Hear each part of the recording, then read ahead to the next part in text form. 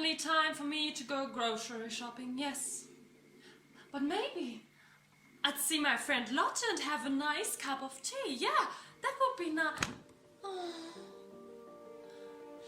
There's this virus, yes. I actually forgot about the exit lock. But yeah, don't go outside. I'm so thankful for all these reminders. Dear sister, do you remember the governmental restrictions? Yes, absolutely. I was just going to go to the market to get some fresh fruit, but oh dear, I have to wear my mask.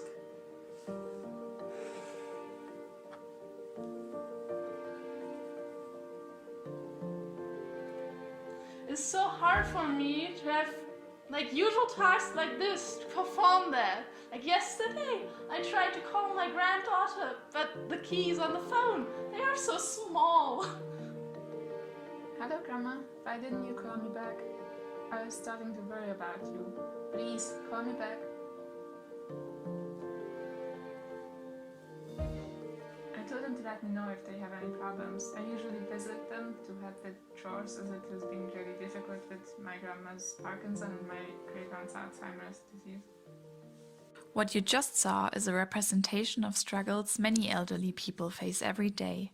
Maybe you already have experienced similar situations for yourself. You find yourself searching for your sunglasses just for them to turn out to have been on your head the entire time. Of course, once in a while every one of us forgets things, but imagine this affecting your daily life so much that you start to be dependent on other people's help. It will become a serious restriction to your independence and quality of life. In Germany, early diagnosis of neurodegenerative diseases are made at the age of 40, the most common one being dementia, with a prevalence of more than 1.6 million people in Germany. Medical predictions expect an increase of 100% by 2050. In addition to that, there are currently 220,000 people suffering from the well-known motoric disease Parkinson's only in Germany, numbers increasing by 20,000 new diagnoses per year. We know many appearing deficits related to aging. To understand this degenerative process, it is important to look at the neuronal causes. Neuroplasticity describes the biological principle of connections within the neurons in our body. This includes losses of connections between nerve cells as well as forming new links. These conjunctions within the nervous system are essential for reception, transmission, and interpretation of signals by the brain. The more these connections are used, the more likely they are to grow further. This is the scientific background to our learning processes. However, those links can be lost in the same way. We forget something. It all comes down to use it or lose it. As soon as we stop using neuronal connections, they start degenerating and get lost sooner or later. On this slide, you can see very clearly how the cognitive ability proceeds over the course of different ages. It increases steeply at first, then stagnates for a long time before it begins to decrease in old age. Dementia very strongly promotes a decrease in cognitive ability. Käpsele intervenes exactly at this point and slows down this process. Dementia cannot be stopped, but cognitive training flattens the curve. This raises the question how to slow down this degeneration. Many studies show that training in the mentioned fields has very positive effects on the maintenance of neuronal performance. This is particularly beneficial if the training is designed to be a fun spare time exercise rather than an obligation. An example are games which include memory tasks, exercises of the mathematical field, or tasks of linguistic competence. This can be summarized with the well-known term brain jogging. On the other hand, there are games meant for physical fitness and motoric abilities. Our solution, however, is designed as a holistic approach to maintain both the cognitive and motoric ability. We aim to provide a joyful gaming experience due to the diversity of exercises, which creates a relief for caregivers and increases quality of life for the players in the long run. Science shows a vivid induction between cognition and motoric function. Therefore, we combine all these positive aspects together in our game Käpsele. The combination of both fields in a holistic way promises to have a significantly better impact on learning than conventional products. Let's move from theory to practice. Our game works as follows. The players sit in a circle. Each player draws an object from a card box, one after another. There are 6 items, each of which represents a category: music, movement, memory, computer tasks, language, and machines. If an object is drawn, the corresponding task category is selected, and the player whose turn it is solves the task. They can choose between 3 levels of difficulty so that the game can be adjusted to the individual needs. If the player answers the question correctly, he or she earns a point. If he or she needs help, the task can be solved together with the group. For some physical tasks, support is explicitly required. It is important that the players understand the game as what it is, a game that should be fun. It is about training cognitive and physical abilities in a playful way, without pressure to perform and without competition. In the end, there is no winner, only fitter elderly people. Due to the current situation, which caused production stops, we unfortunately are not able to present you a professional prototype, but we hope you can imagine it with this drawing. Our game includes the following items: a ball, a cube, a rattle, a speech bubble, a lavender sachet, and a mini car. These items, as well as the playing cards, are stored in a box made of wood. For us, it is very important to produce the game under fair and socially sustainable conditions.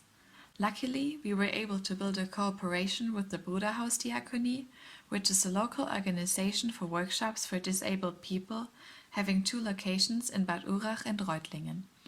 This is where our gaming cards and items will be produced. The production of the lavender sachet is planned in Tübingen with our Enactus teammates from another project group, der Grüne Faden. Enactus Tübingen will store the compiled game and will be responsible for the marketing, selling and shipping. Vincent van Paul is only one of many potential daycare facilities for elderly in Tübingen which are interested in our game. Let's talk about our business concept. Based on feedback from facilities for the elderly in Tübingen, we know the willingness to pay is between 70 and 100 euros. Based on the workshop's catalog and our production request, we estimate the price of the gaming items to be about 15 euros and for the box to cost around 18 euros. For the print and lamination of the cards, we received a cost estimate of 31 euros per game from our partner, the Bruderhausdiakonie. Our playing cards are designed and produced for senior citizens. For example, they are laminated for easy cleaning and have rounded corners to avoid the risk of cuts. So in total, the profit margin of 10 euros and 80 cents covers the costs of production and taxes, leaving space for marketing. Speaking of, marketing is one of the future steps that we would like to briefly introduce to you. First of all, we, as any startup, need a professional prototype mentioned above. The prototype can be produced as soon as the workshop's production stop due to the current situation will end. With the professionally produced prototype, we will go to elderly daycares and conduct tests of our game as we did before with the self-made prototype. After completing the second test phase, there are 2 major steps. On the one hand, we will start going into production.